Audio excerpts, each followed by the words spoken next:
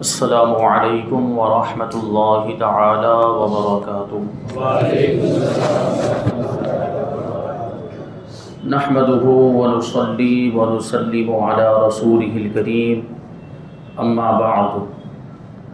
فاعوذ باللہ من الشیطان الرجیم بسم اللہ الرحمن الرحیم۔ الا ان اولیاء اللہ لا خوف علیہم ولا هم يحزنون الذین آمنوا وكانوا يتقون۔ صدق اللہ مولانا العظیم وصدق رسولہ النبی الامین المتین الکریم۔ آئیے ہم اور آپ اپنے دستور کے مطابق سب سے پہلے حضور سرور کائنات، فخر موجودات، باعث تخلیق کائنات، احمد مجتبی محمد مصطفیٰ صلی اللہ علیہ وسلم کی بارگاہ اقدس میں درود و سلام کا ہدیہ پیش کریں اور پڑھیں اللہم صلی علی سیدنا و مولانا محمد معدن الجود والکرم وآلہ الکرام وابنہ الکریم وبارک وسلم صلاۃ و سلام علیک یا رسول اللہ صلی اللہ تعالی علیہ وسلم۔ عزیزان ملت اسلامیہ، آج اسلامی سال کے دوسرے مہینے سفر المظفر کی 4 تاریخ ہے، تو اس مناسبت سے آج کس کا تذکرہ ہونا چاہیے؟ آپ ہی بتائیں۔ آج میں آپ سے پوچھتا ہوں کہ کس کا تذکرہ ہونا چاہیے 4 سفر المظفر کی مناسبت سے؟ شہنشاہ سورت ہے۔ شہنشاہ سورت یہ لقب ہے حضرت خواجہ سید جمال الدین دانا نقشبندی رحمۃ اللہ تعالی علیہ۔ یوں تو سورت میں بہت سارے اولیاء کرام تشریف لائے، بہت سارے اولیاء کرام کے مزارات بھی موجود ہیں، لیکن شہنشاہ سورت ایک ہی شخصیت کو کہا جاتا ہے، حضرت خواجہ دانا کو، کیونکہ حضرت خواجہ دانا رحمۃ اللہ تعالی علیہ جب سورت میں تشریف لائے تو سورت کو اور سورت والوں کو اپنا بنا لیا اور سورت والوں نے ان کو اپنا بنا لیا، کیونکہ سورت والوں کی لاج اپنے مبارک ہاتھوں میں لے کر آئے تھے حضرت خواجہ دانا رحمۃ اللہ تعالی علیہ۔ اسی لیے تو وہ 6 مصرے آج بھی بلند دروازے پر لکھے ہوئے ہیں۔ یہ اسی لیے تو وہ جو فرمایا تھا کہ بعد آباد کرد تحریر مصور قدرت، بعد آباد بندر صورت، کہ مصور قدرت نے، تقدیر لکھنے والے نے یہ لکھ دیا ہے کہ یہ بندر صورت، صورت کا جو شہر ہے یہ ہمیشہ آباد رہے گا، اور یہ اولیاء کرام کے قدموں سے، ان کے قدم کی برکتوں سے آباد رہے گا۔ لیکن ہمیں بھی تو پھر ان اولیاء کرام کی اور ان بزرگوں کی قدر کرنی ہے۔ کتنا بڑا مقام اور کیسی عظیم بارگاہ ہے حضرت خواجہ دانا رحمۃ اللہ تعالی علیہ کی۔ اور آپ نے واقعہ سنے، پچھلے سال بھی حضرت خواجہ دانا رحمۃ اللہ تعالی علیہ کے تعلق سے اس موقع پر بیان ہوا تھا اور بہت ساری چیزیں بیان کی گئی تھی، ہم وہ سنیں اور اس کے اعتبار سے ہم حضرت خواجہ دانا رحمۃ اللہ تعالی علیہ کے مقام و مرتبے کا اندازہ لگانے کی کوشش کریں کہ کیسی عظیم شخصیت اللہ تبارک و تعالیٰ نے صورت والوں کو عطا فرمائی کہ صرف اپنے نہیں غیر بھی اس بارگاہ میں حاضر ہوتے ہیں اور اپنی مرادیں لے کر واپس جاتے ہیں، خالی جھولیاں لے کر آتے ہیں، جھولیاں بھر کر واپس جاتے ہیں، روتا ہوا کوئی آتا ہے تو ہنستا ہوا واپس جایا کرتا ہے۔ میں نے غالباً یہ واقعہ اس سے پہلے بھی بیان کیا تھا، ہمارے والد صاحب خود بیان کرتے ہیں کہ ایک ہندو تھا غیر مسلم، اس کو کینسر ہو گیا تھا اور ڈاکٹروں نے جواب دے دیا کہ یہ کینسر اچھا نہیں ہو سکتا، اب اس کا کوئی علاج نہیں ہے، لیکن وہ حضرت خواجہ دانا رحمت اللہ تعالی علیہ کی بارگاہ میں پابندی کے ساتھ حاضر ہوا کرتا تھا۔ والد ماجد نے اس کو کئی دنوں تک اور کئی مہینوں تک دیکھا، اور ایک دن وہ آیا، ایک زمانہ وہ آیا کہ اس کا وہ کینسر جو لا علاج ہو چکا تھا، حضرت خواجہ دانا رحمت اللہ تعالی علیہ کی بارگاہ میں حاضری کی برکت سے وہ اچھا ہو گیا تھا۔ تو سوچے جب غیروں کو مل رہا ہے تو اپنوں کو نہیں ملے گا؟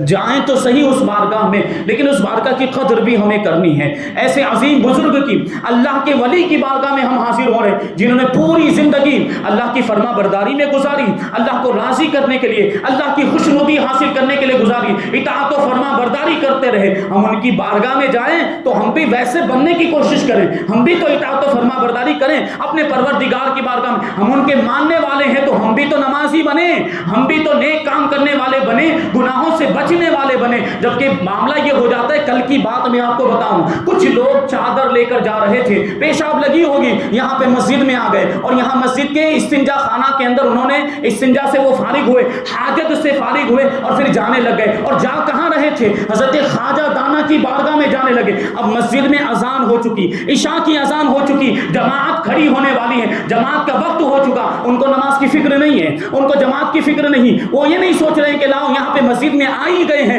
تو نماز پڑھ لیں، ویسے تو نہیں پڑھتے، حاضر ہو رہے ہیں حضرت خواجہ دانا کی بارگاہ میں اور یہاں مسجد میں داخل بھی ہو گئے اور استنجا کرنے کے بعد واپس جانے لگے۔ یہ کوئی پبلک ٹوائلٹ تو نہیں ہے نا، یہ تو مسجد میں آنے والوں کے لیے بنایا گیا، جو مسجد میں نمازی آئیں گے، جو مسجد میں ذکر و اذکار کرنے کے لیے آئیں گے، جو مسجد میں عبادت کرنے کے لیے آئیں گے۔ یہ ٹوائلٹ اور یہ استنجا خانہ، یہ بیت الخلا ان لوگوں کے لیے بنایا گیا۔ لیکن کل دیکھا گیا کہ وہ آئے اور بیت الخلا میں گئے اور اپنی حاجت سے فارغ ہونے کے بعد جانے لگے، تو کیسے گوارا ہو سکتا تھا؟ میں نے فوراً ان کو ٹوکا کہ کیا صرف استنجا کرنے کے لیے آئے تھے، کیا صرف پیشاب کرنے کے لیے آئے تھے؟ تو وہ شرمندہ ہوئے اور کہنے لگے نہیں نہیں حضرت، ہم نماز پڑھ لیتے ہیں۔ یہ کہنے پر نماز پڑھنے کا کیا مطلب ہوا؟ مسجد میں آئے تھے تو پھر عبادت کر کے ہی جانا چاہیے تھا، اور پھر وہ بھی تو دیکھیں کہ کس کی بارگاہ میں حاضر ہو رہے ہیں، حضرت خواجہ دانا کی بارگاہ میں حاضر ہو رہے ہیں۔ کہیں وہ ناراض ہو گئے تو پھر ہمارا کیا ہوگا؟ تو ان کی بارگاہ میں جائیں تو پھر ویسے بننے کی بھی کوشش کریں تو پھر پورے طور پر فیض حاصل ہوگا۔ اگر ہم چاہتے ہیں کہ پورے طور پر فائدہ حاصل ہو تو ہمیں ان کے جیسا، ان کی زندگی کے مطابق اپنی زندگی کو بنانے کی کوشش کرنی چاہیے کہ اولیاء کرام کی زندگی، ان کی سیرت اور ان کے واقعات اسی لیے بیان کیے جاتے ہیں کہ ہم اس سے کچھ سبق حاصل کریں، اس سے کچھ سیکھیں۔ اور واقعات کو سن لیا، بہت مزہ آیا، بہت لطف آیا، بہت اچھے واقعات بیان کیے تھے، اس سے پہلے تو کبھی نہیں سنا تھا۔ آپس میں بعد میں آپ جانے کے بعد تذکرہ کریں کہ آج تو بہت اچھا بیان ہوا تھا جمعہ کے اندر، لیکن یہ صرف تعریف کرنے کا کوئی فائدہ ہے جب تک آپ اس پر عمل نہ کریں۔ اصل مقصد بیان کرنے کا یہی ہوتا ہے کہ جو کچھ بیان ہوا اس پر آپ عمل کریں۔ صرف جمعہ نماز کے لیے آ جاتے ہیں اور 5 وقت کی نمازوں میں مسجدیں خالی نظر آتی ہیں، یہ اولیاء کرام کا تو پیغام نہیں ہے۔ اولیاء کرام کا پیغام تو یہ ہے کہ مسلمان 5 وقت کے نمازی بن جائیں، جو اولیاء کرام سے محبت کرنے والے، جو اولیاء کرام سے محبت کا دعویٰ کرنے والے ہیں، جو ان کے دامن سے وابستہ ہیں، ان کو چاہیے کہ اولیاء کرام کے نقش قدم پر چلیں، 5 وقت کی نمازیں پڑھیں۔ صرف جمعہ کی نماز تو فرض نہیں، ہم پر 5 وقت کی نمازیں فرض ہیں، تو 5 وقت کی نمازیں کیوں نہیں پڑھتے؟ اگر ہم چاہتے ہیں کہ خواجہ دانا ہم سے راضی ہو جائیں، حضرت خواجہ دانا رحمت اللہ تعالی علیہ ہم سے خوش ہو جائے، تو ہمیں شریعت کی پابندی کرنی چاہیے۔ اللہ تبارک و تعالی حضرت خواجہ دانا رحمت اللہ تعالی کے صدقے میں ہمیں 5 وقت کی نمازیں ادا کرنے کی توفیق عطا فرمائے اور چہرے پر سنت رسول سجانے کی توفیق عطا فرمائے اور شریعت کی پابندی کرنے کی توفیق عطا فرمائے۔ حضرت خواجہ دانا رحمت اللہ تعالی علیہ حسینی سادات میں سے ہیں اور آپ کا شجرہ نسب اس طریقے سے ہے، میں شجرہ بیان کروں گا، آپ کو سبحان اللہ کہنا ہے۔ حضرت خواجہ سید جمال الدین دانا نقشبندی رحمت اللہ تعالی علیہ، آپ صاحبزادے ہیں حضرت خواجہ بادشاہ پردہ پوش رحمت اللہ تعالی علیہ کے، اور وہ صاحبزادے ہیں حضرت خواجہ سید اسماعیل کے، وہ صاحبزادے ہیں خواجہ سید قریش کے، وہ صاحبزادے ہیں خواجہ سید ولایت کے، وہ صاحبزادے ہیں حضرت عبداللہ زربخش کے، اور وہ صاحبزادے ہیں حضرت خواجہ سید احمد معروف بخواجہ عطا رحمت اللہ تعالی علیہ کے، اور وہ صاحبزادے ہیں سید محمد حسین کے، وہ صاحبزادے ہیں سید محمد کے، وہ صاحبزادے ہیں سید سلیمان کے، وہ صاحبزادے ہیں سید عبداللہ کے، وہ صاحبزادے ہیں سید اسماعیل کے، وہ صاحبزادے امام علی اصغر کے، وہ صاحبزادے امام جعفر ثانی کے، اور وہ صاحبزادے امام علی نقی عسکری رضی اللہ تعالیٰ عنہ کے، وہ صاحبزادے امام علی تقی جواد رضی اللہ تعالیٰ عنہ کے، اور وہ صاحبزادے ہیں امام علی رضا رضی اللہ تعالیٰ عنہ کے، اور وہ صاحبزادے ہیں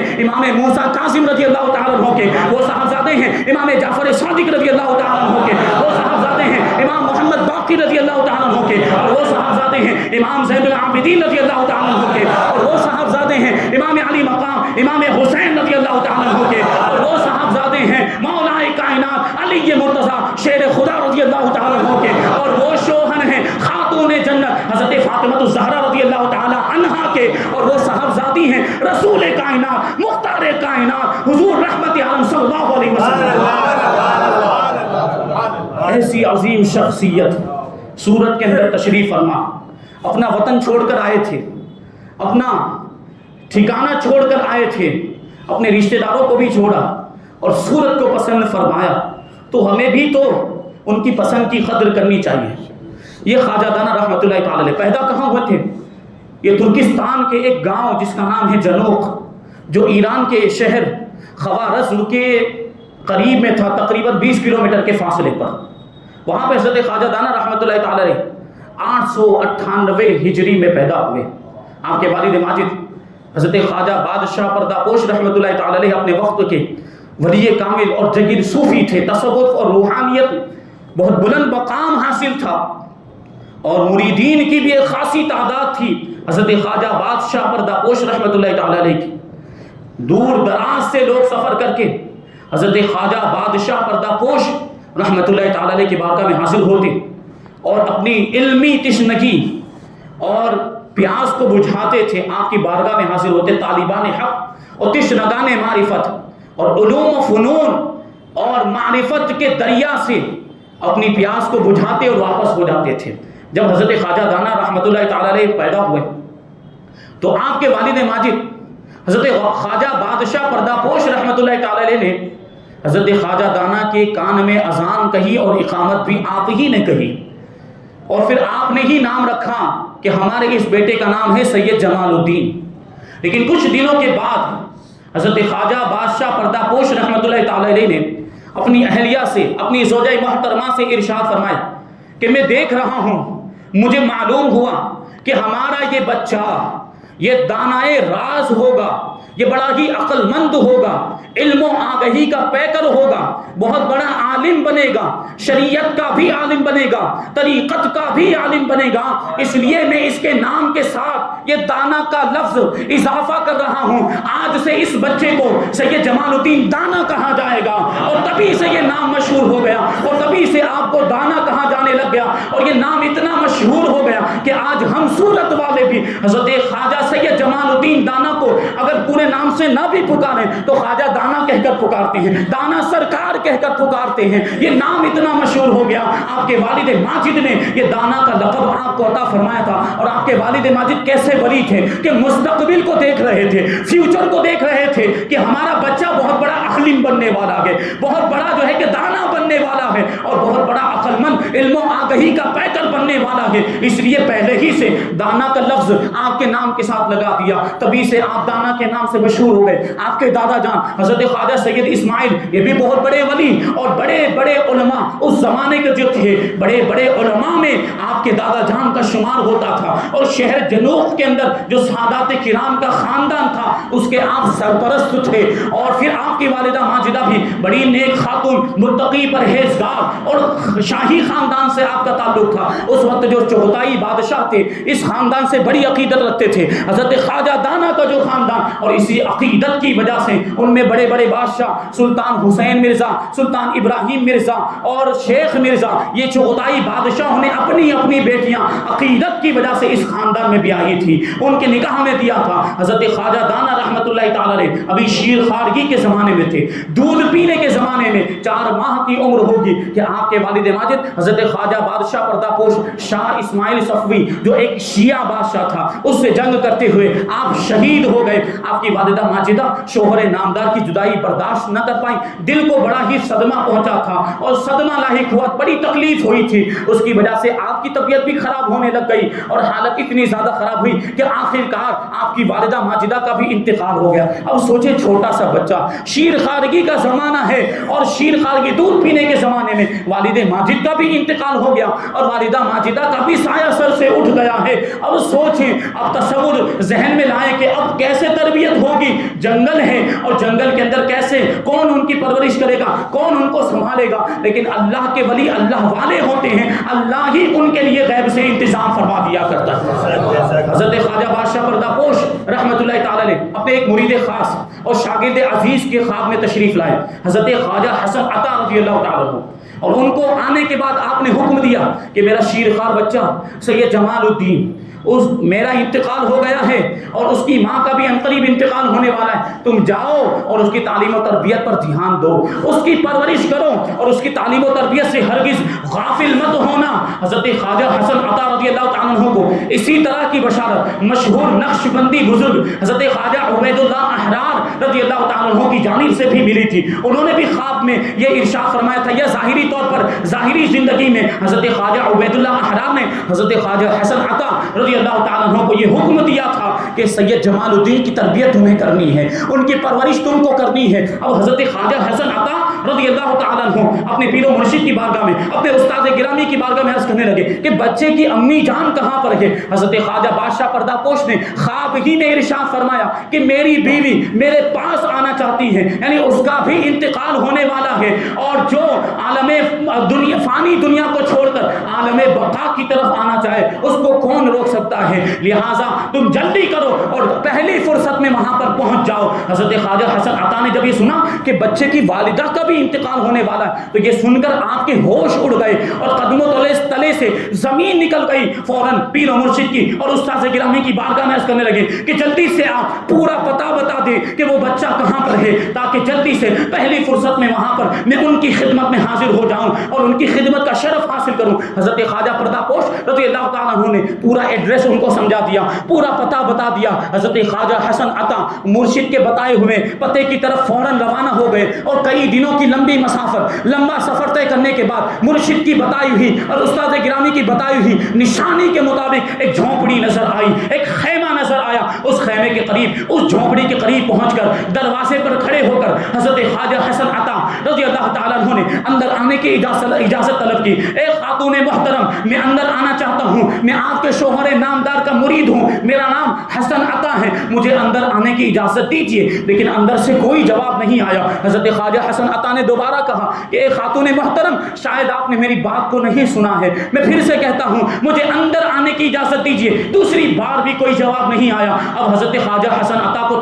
تشویش لاحق ہوئی، آپ اور زیادہ پریشان ہو گئے، اور جس بات کا آپ کو ڈر تھا وہ بات پوری ہوتی ہوئی نظر آ رہی تھی۔ آپ نے تیسری مرتبہ بہرحال اجازت طلب کی کہ مجھے اس مرتبہ آپ نے اگر اندر آنے کی اجازت نہیں دی تو میں خود ہی داخل ہو جاؤں گا، لیکن اس بار بھی کوئی جواب نہیں آیا۔ حضرت خواجہ حسن عطا رضی اللہ تعالیٰ عنہ خیمے کے اندر داخل ہو گئے تو کیا دیکھتے ہیں کہ حضرت خواجہ دانا رضی اللہ تعالیٰ عنہ کی والدہ ماجدہ کا انتقال ہو چکا ہے، داعی اجل کو لبیک کہہ چکی ہیں، انا للہ و انا الیہ راجعون، اور بغل ہی میں حضرت خواجہ دانا رحمۃ اللہ تعالی علیہ جو شیر خارگی کے زمانے میں، دودھ پینے کے زمانے میں وہ لیٹے ہوئے ہیں۔ حضرت خواجہ حسن عطا رضی اللہ تعالیٰ عنہ نے خواجہ دانا کو اپنے گود میں اٹھا لیا اور وہاں سے جنگل کی طرف روانہ ہوئے۔ تھوڑی دیر کے بعد کچھ خواتین کو لے کر آئے اور ان خواتین کو آپ نے حکم دیا کہ حضرت خواجہ دانا کی والدہ ماجدہ کے کفن دفن کا اور غسل کا انتظام کیا جائے۔ وہ غسل وغیرہ دے دیا گیا اور پھر تجہیز و تکفین ہو گئی۔ نماز جنازہ ادا کرنے کے بعد حضرت خواجہ دانا رضی اللہ تعالیٰ عنہ کی والدہ کو دفن کر دیا گیا۔ اب حضرت خواجہ حسن عطا رضی اللہ تعالیٰ عنہ اس بچے کی پرورش کی فکر میں لگ گئے اور سوچنے لگ گئے کہ اس کے لیے دودھ کا انتظام کیسا ہوگا۔ ایک طرف تو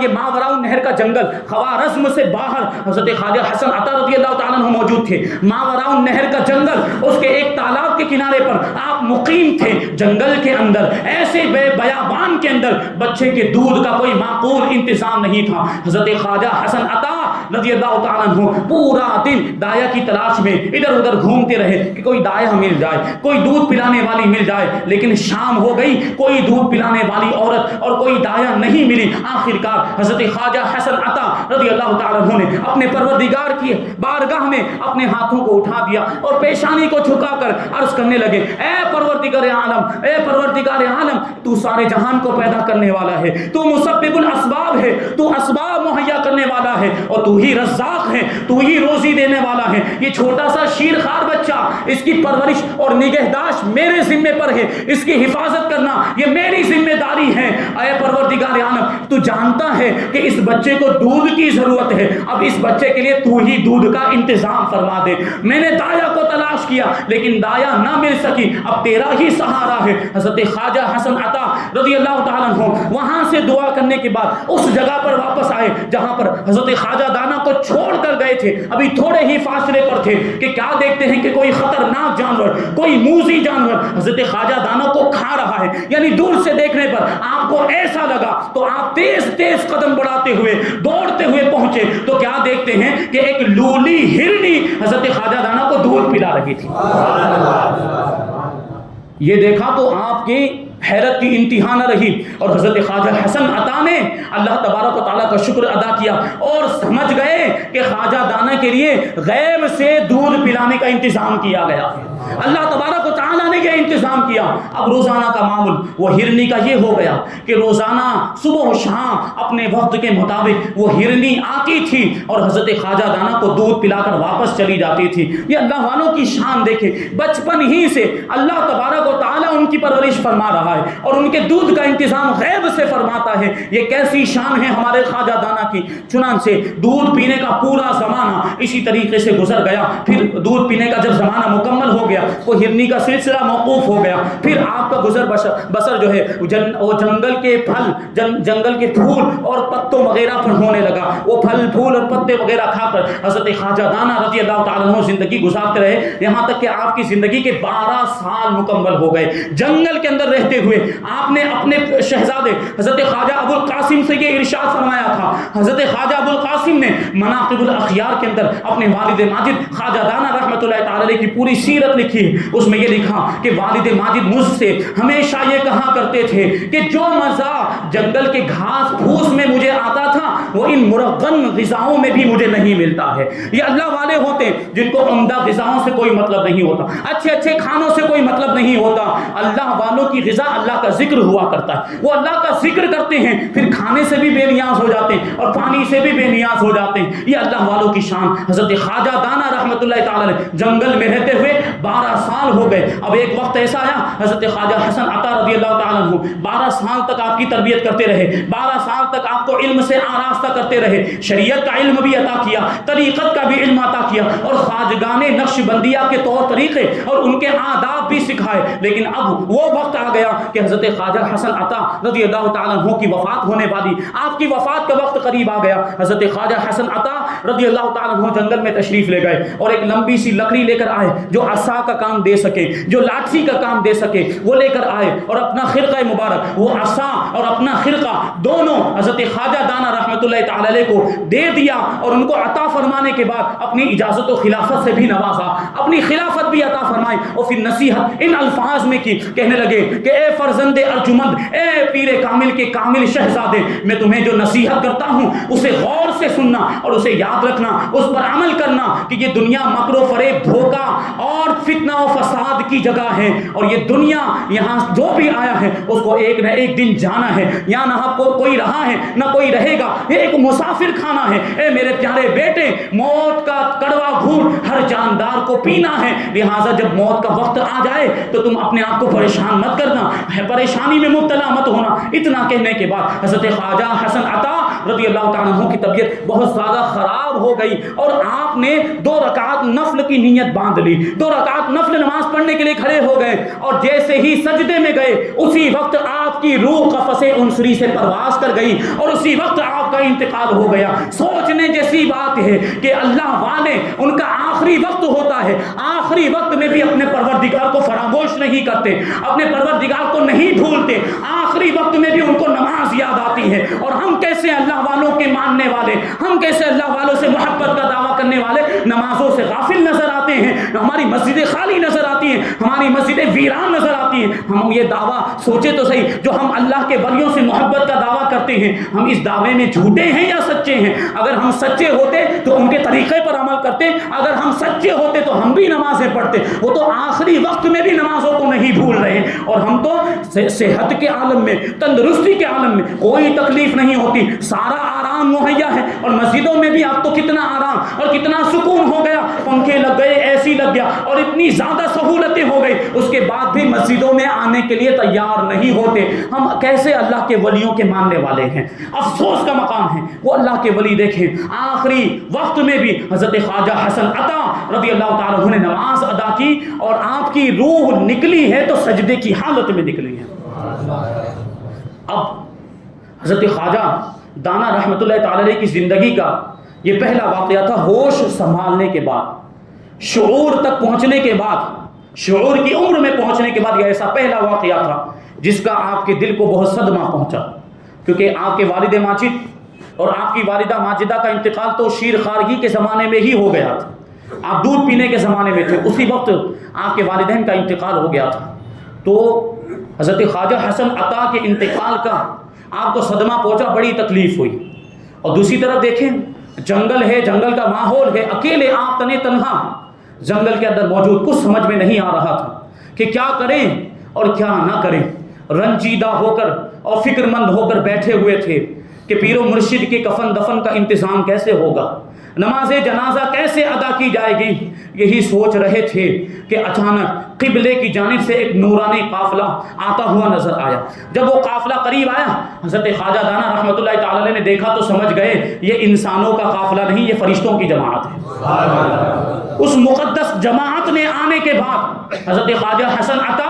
رضی اللہ تعالیٰ عنہ کے جسم مبارک کو تالاب کے صاف و شفاف پانی سے غسل دیا، کفن پہنایا، نماز جنازہ ادا کی، اور نماز جنازہ سے فارغ ہونے کے بعد حضرت خواجہ دانا رحمۃ اللہ تعالی علیہ کو تسلی و تشفی دینے کے بعد یہ قافلہ رخصت ہو گیا۔ اب سوچیں تو صحیح کہ جس کے پیر و مرشد کا یہ مقام و مرتبہ کہ نماز جنازہ، تجہیز و تکفین اور غسل دینے کے لیے فرشتوں کی جماعت آتی ہے، ایسے پیر کے مرید کا عالم کیا ہوگا؟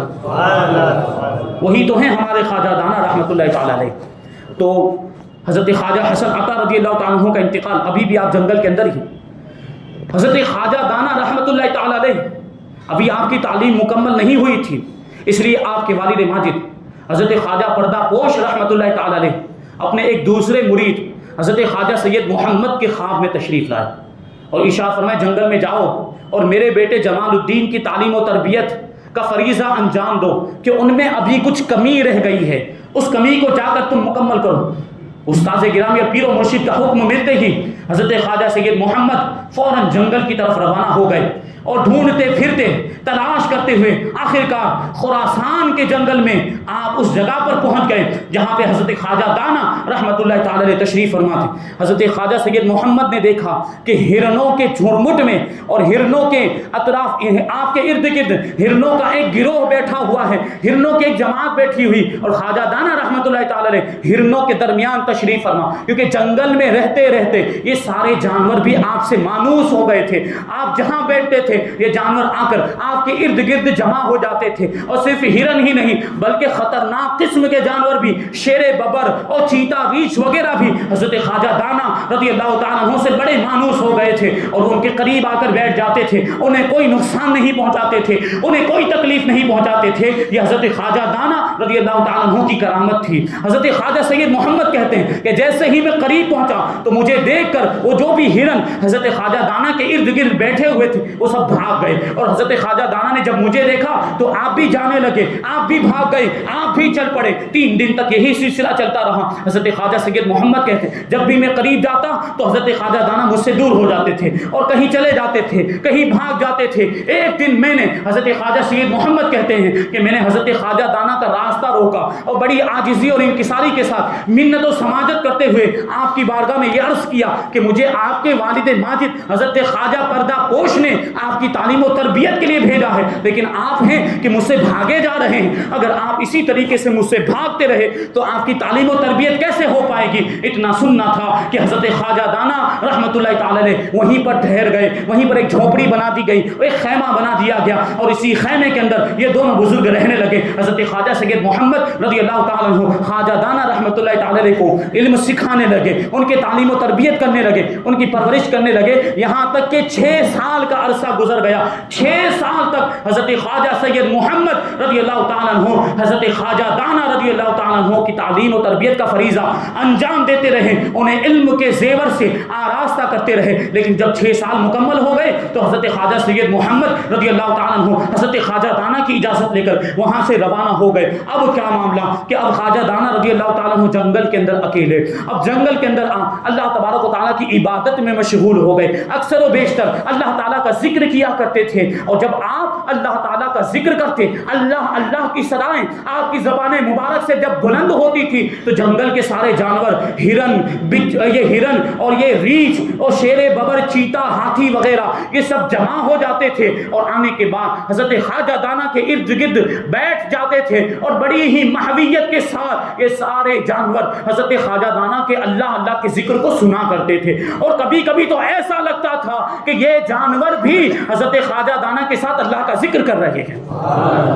یہ شان ہے حضرت خواجہ دانا کی۔ لیکن حضرت خواجہ دانا رضی اللہ تعالیٰ عنہ جنگل میں رہنے کے لیے پیدا نہیں ہوئے تھے، لوگوں کی رشد و ہدایت کرنے کے لیے پیدا ہوئے تھے۔ تو جنگل سے آپ یہاں شہروں میں، آبادیوں میں کیسے تشریف لائے، اس کا واقعہ بھی ایک مرتبہ آپ اسی طریقے سے معمول کے مطابق جنگل کے اندر اللہ کے ذکر میں مشغول تھے کہ ایک مجذوب بزرگ بابا چوپال رضی اللہ تعالیٰ عنہ وہاں تشریف لائے۔ خواجہ دانا سے ملاقات ہوئی، حضرت خواجہ دانا نے آپ کو دیکھا تو وہی اپنے معمول کے مطابق، کیونکہ انسانوں کے ساتھ نہیں رہے تھے، انسانوں کو دیکھتے تھے تو گھبرا جاتے تھے، حضرت بابا چوپال کو دیکھا تو بھاگنے لگے۔ تو حضرت بابا چوپال مجذوب بزرگ نے فرمایا کہ انسان کا انسان سے بھاگنا کیا معنی رکھتا ہے، انسان انسان سے نہیں بھاگا کرتا۔ اور اے صاحبزادے سن لو، وہ اتنا کہنا تھا کہ حضرت خواجہ دانا رک گئے، اور پھر آپ نے بابا چوپال نے ارشاد فرمایا، اے صاحبزادے میں یہاں پر اس لیے آیا ہوں تاکہ تمہیں جنگل کی زندگی سے نکال کر انسانوں کی طرف لے جاؤں، کہ اللہ تبارک و تعالیٰ نے